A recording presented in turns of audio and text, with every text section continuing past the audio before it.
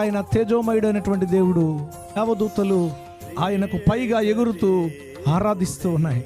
ఆ సింహాసనాసీనుడైన సైన్యములకు అధిపతి అయిన దేవుని గూర్చి వారి నోట ఉన్న ఒకే మాట, పరిశుద్ధుడు పరిశుద్ధుడు పరిశుద్ధుడు. బైబిల్ గ్రంథంలో వెల్లడగుతున్న ఈ సర్వశక్తి కలిగిన దేవునికి ఉన్న ఒక అద్భుతమైన లక్షణం ఏంటో తెలుసా?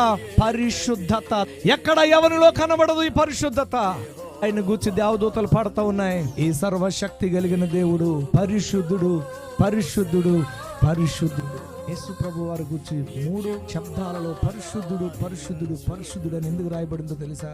ఆయన భూతకాలంలో పరిశుద్ధుడు, వర్తమానములో పరిశుద్ధుడు, భవిష్యత్తులో కూడా ఆయన పరిశుద్ధుడు. భూత వర్తమాన భవిష్యత్ కాలములలో పరిశుద్ధుడైనటువంటి దేవుడు, యథార్థవంతుడైనటువంటి దేవుడు, మారని దేవుడు, మార్పు లేనటువంటి దేవుడు ఆయన అని దేవదూతలు చెప్తా ఉన్నాయి.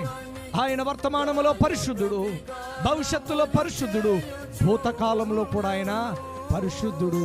అందుకుని ఆయన అంటున్నాడు, ఎన్నటన్నటికి పరిశుద్ధతయే నా మందిరమునకు అనుకూలము.